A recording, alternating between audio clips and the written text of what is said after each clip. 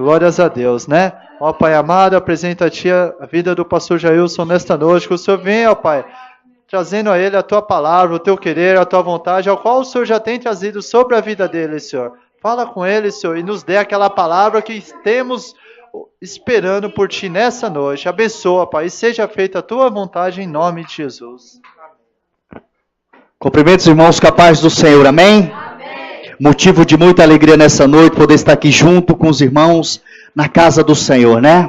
Onde ele fala que essa casa também é chamada casa de oração, né? E nós viemos aqui nessa noite prestar culto de adoração ao nosso Deus, um Deus que se faz presente nessa noite, né? Como já foi falado através de muitos aqui, o Senhor já falou ao meu coração e acredito que tem falado ao coração dos irmãos também. Sem perca de tempo, que o horário nos espera, irmãos.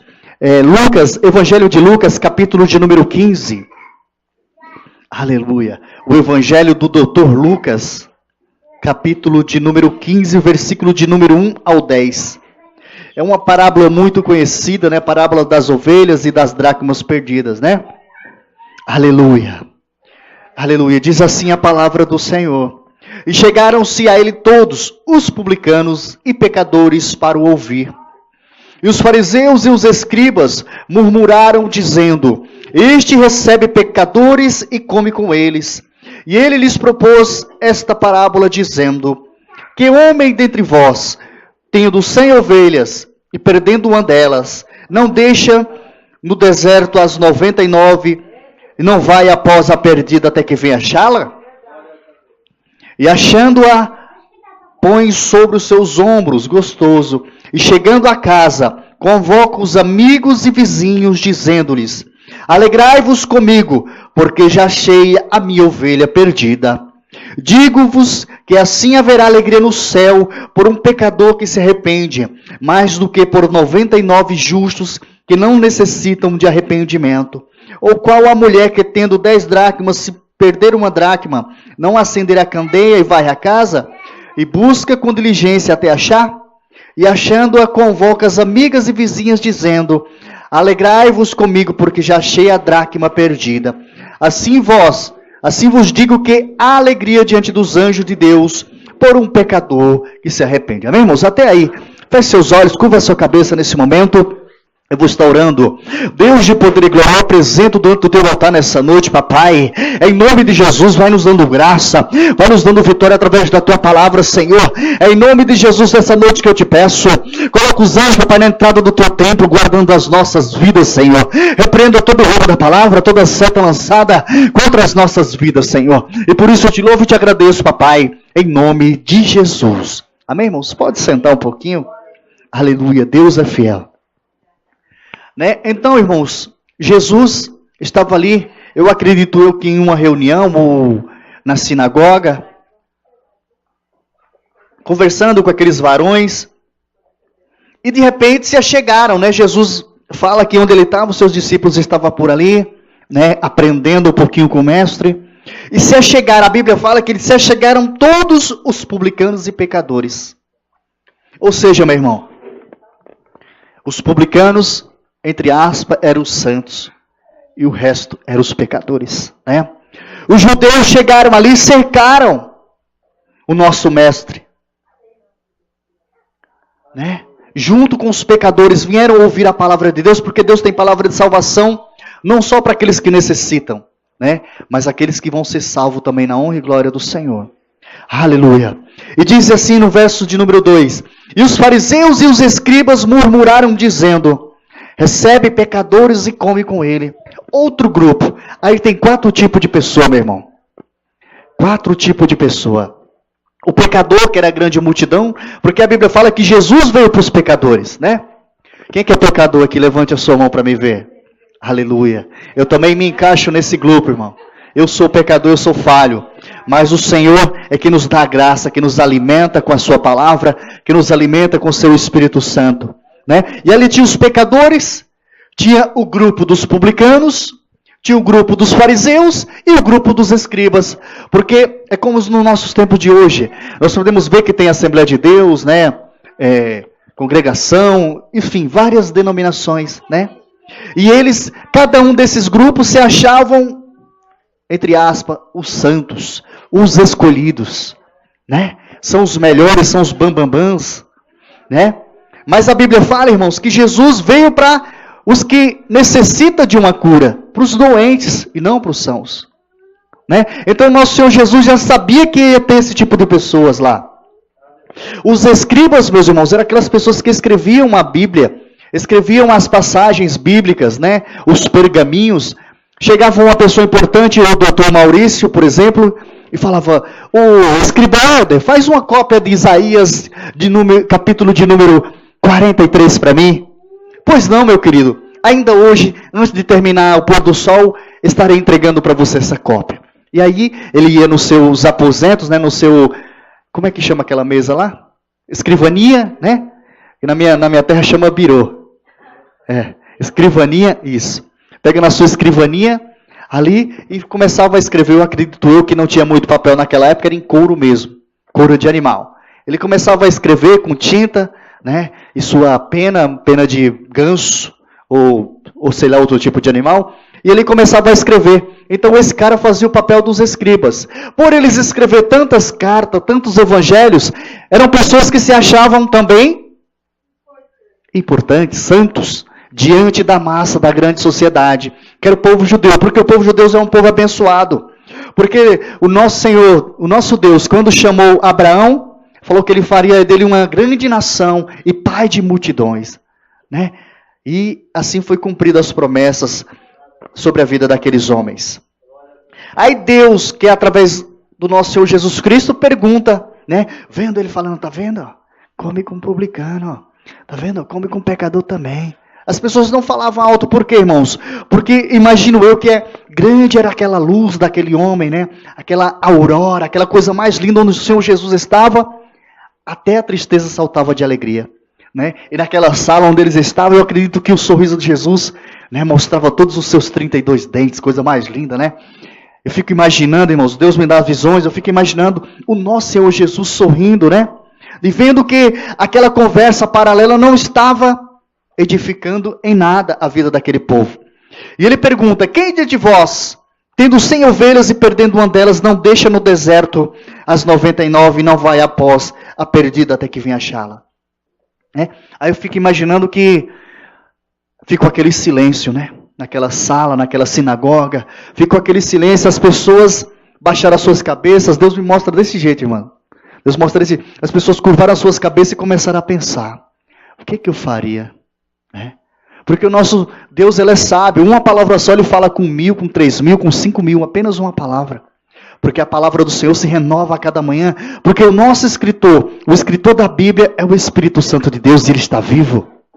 Aleluia. Então, ele falava com cada um e aquelas pessoas começaram a pensar. E ele mesmo vai e joga outra pergunta. E achando-a, a põe sobre os seus ombros gostoso. Não sei se você já observaram, as pessoas quando vão carregando uma ovelha, um bode, que seja um animal, ele coloca sobre a sua cabeça, os seus ombros e vai levando, segura em 2 pés aqui e 2 pés aqui, porque a ovelha é um animal que não faz muito barulho, não faz tanto escândalo, né? Se você pegar um porco, pelo amor de Deus, o bicho grita, e vai gritando, né? Mas a ovelha não, ela fica calada. E o nosso Senhor Jesus foi comparado a uma ovelha que ele foi para o matadouro mudo, sem reclamar, sem murmurar, né? E chegando a casa, convoca os amigos e vizinhos, dizendo, alegrai-vos comigo, porque já achei a minha ovelha perdida. Sabe por que ele faz isso, irmão? Que essa pessoa, ao chegar em casa, ele avisa para o seu amigo que encontrou a sua ovelha. Porque assim, quando a gente perde, né, no meio dos fazendeiros, o missionário Evelyn, por acaso apareceu uma reis minha com meu selo, com meu carimbo no meio das suas? Ah, irmão, não chegou, mas eu vou dar uma olhada, eu vou começar a observar. E assim era a conversa dos fazendeiros antigamente, né? E ali pastando o seu rebanho, as ovelhas, viam que não tinha, né? Eu acredito que eles faziam sinais, até hoje faz nas orelhas, nos brincos, né? Coloca numerações para quê? Para não se perder diante das outras. E assim eles convocavam as reuniões dos fazendeiros e falavam que estava faltando um animal. Mesmo assim o Senhor Jesus faz essa ilustração, irmãos. E ali ele avisa que a sua ovelha foi encontrada. Então ele fica muito contente porque festeja, né? A Bíblia fala que eles festejam por achar essa ovelha perdida. E no versículo de número 7 diz assim: digo-vos que assim haverá alegria no céu por um pecador que se arrepende, mais do que 99 justos que não necessitam de arrependimento. Você vê como é grande, né? Nós sabemos, irmãos, que o nosso Senhor não dorme, Ele fica atento aos nossos pecados, às nossas orações, à nossa vida. Por quê? Porque Ele tem algo, Ele tem com prazo para cada um de nós. Porque se Ele não tivesse um agrado diante de nós, Jesus não teria morrido pelas nossas vidas, né? Então o nosso Deus, Ele fica ali nos observando, trabalhando, vai na nossa frente, preparando o caminho para quê? Para que nós possamos passar, né? A Bíblia fala que Moisés tocou na água e Deus fez abrir o mar vermelho. Para quê? Para que o povo de Deus viesse a passar. E Deus, nos nossos tempos, irmãos, é a mesma coisa. Ele vai na frente do nosso caminho, na frente do nosso trabalho, Maurício, na frente do ônibus, Ele vai abrindo, né? Para quê? Para que nada aconteça. Nós possamos chegar ilesos no nosso trabalho, na nossa casa. Porque é um Deus, Ele tem grande carinho, Ele tem todo o controle de tudo nas suas mãos.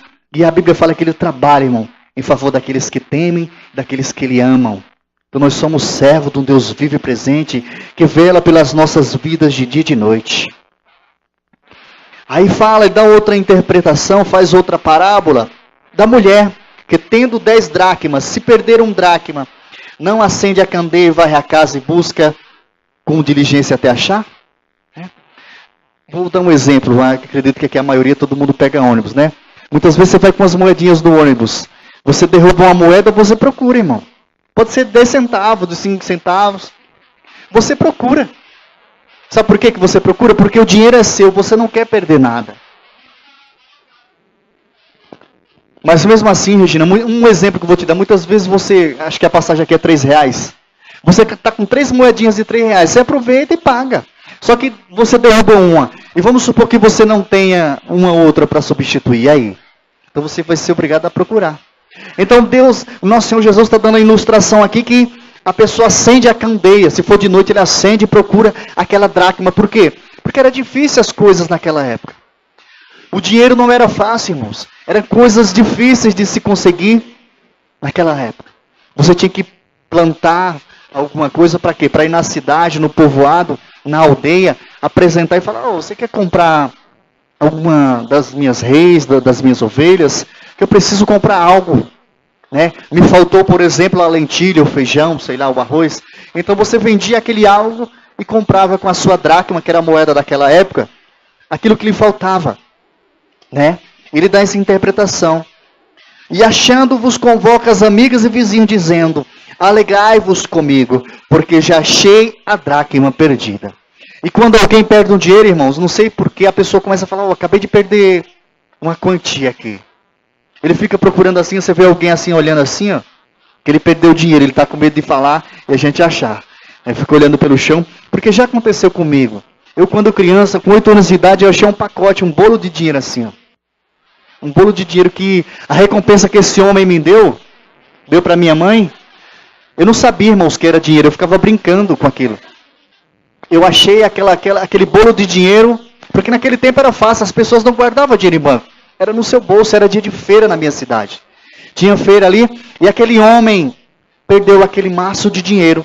E eu achei e continuei brincando, porque eu fazia notas de carteira de cigarro. Eu tirava, dobrava certinho e ficava brincando. E eu peguei aquele monte de dinheiro e falava: agora eu estou rico mesmo. Agora eu estou rico. E ali brincando, irmãos, e de repente apareceu uma pessoa procurando dinheiro. Você por acaso perdeu dinheiro? Eu falei: encontrei. A minha mãe foi e devolveu para ele. Minha mãe devolveu, ele deu uma quantia tão grande que deu pra gente fazer uma compra lá, fala feira. Fazer uma feira de um mês. Deus abençoou, né, irmãos? Por quê? Porque foi grande a nossa fidelidade. Hoje, se você achar dinheiro, nem todo mundo devolve, né? Nós podemos ver, se você perder uma carteira, de repente você vai achar apenas os seus documentos jogados no lixo. Porque as pessoas tiram tudo que é do seu interesse, do seu agrado e jogam o resto porque ela não quer ser pego no flagrante. Né? Mas assim, os seus amigos, as suas vizinhas dizendo: alegrai-vos comigo, porque já achei a dracma perdida. Assim vos digo que a alegria diante dos anjos de Deus por um pecador que se arrepende. Olha que coisa tremenda. A Bíblia fala, irmãos, que Deus está sentado no seu trono. Tem todos os anjos, os querubins, os serafins. E antes de chegar em Deus tem um espaço, como esse aqui, ó. tem um espaço reservado para mim e para você. Olha que coisa tremenda, nós iremos chegar próximo do nosso Deus, diante do trono do nosso Deus. Por quê? Porque Ele foi a coisa mais preciosa, a coisa mais importante que Deus fez foi a vida do ser humano. E Ele tem achado grande comprazo pelas nossas vidas. E tem um lugar lá no céu reservado para a minha vida e para a vida de vocês, irmãos. Eu estava vindo ali, Deus me deu uma visão, né? Eu queria compartilhar com os irmãos. Já estou encerrando já. Eu vim ali preocupado, Deus colocou na minha mente uma pessoa para mim estar orando pela vida do evangelista Odaí. Eu preocupado, mas Senhor, eu nos meus pensamentos, Satanás não pôde ouvir porque estava dentro da minha cabeça. Eu falando, Senhor Jesus, abençoa, né, aquele homem, Senhor, um homem tão conhecedor da palavra, eu não me conformo com isso. Que eu passei perto da casa dele, eu lembrei disso, né? Eu ali pensando, aí Deus me deu uma visão que no dia do arrebatamento, eu estava no céu, e de repente eu encontrava o irmão Odaí, irmãos. E aí ele, aquele sorriso grande, eu abraçava e falava, que bom, meu irmão, que você venceu. Grande era a minha alegria, irmãos. No trono de Deus, ou diante do Senhor, nosso Deus, e eu abraçava o irmão Odaí, muita alegria no meu coração, porque eu falava, que bom, meu irmão, que você venceu. Isso é intermédio das nossas orações, irmãos. Então convoco a igreja a ficar de pé em nome de Jesus. Vamos orar por essa vida. Porque eu creio que a oração do justo pode muito seus efeitos. Eu não sei que situação que ele se encontra. Eu não sei como anda a vida dele, mas eu creio, irmão, que ele irá morar na glória com o Senhor. Porque Deus o chamou, Deus o escolheu. Ele pode estar passando uma dificuldade, como o irmão falou. Nós não sabemos o tipo de luta. O irmão Maurício trouxe isso nessa noite. Nós não sabemos, mas Ele sabe, o nosso Deus também sabe. E Ele possa advogar pela essa causa do nosso irmão Odaí. Amém, irmãos? Feche seus olhos, estenda suas mãos e abra sua boca. Deus, o poder e glória, apresento dentro de ti, papai, o teu servo Odaí. Em nome de Jesus, papai, nessa noite eu te peço. Vai visitando, Senhor. Vai de encontro, papai. Eu não sei onde ele se encontra nessa noite, mas o nosso Deus sabe. Visita, Senhor, fortalece. Vai libertando aquele homem de todo o jugo de Satanás, de todo o levante do inimigo, Senhor. Entra com providência naquela vida. Vai libertando, vai salvando, papai, porque ele é concedor da tua palavra. Ele é pregador da tua palavra, Senhor. Fortalece ele nessa caminhada, Senhor, e liberta ele dos vícios malignos, Senhor. Em nome de Jesus, eu apresento nessa noite, papai, a vida dele diante do teu altar, Senhor. Entra com providência, dá vitória, papai, em nome de Jesus. Amém? Aleluia.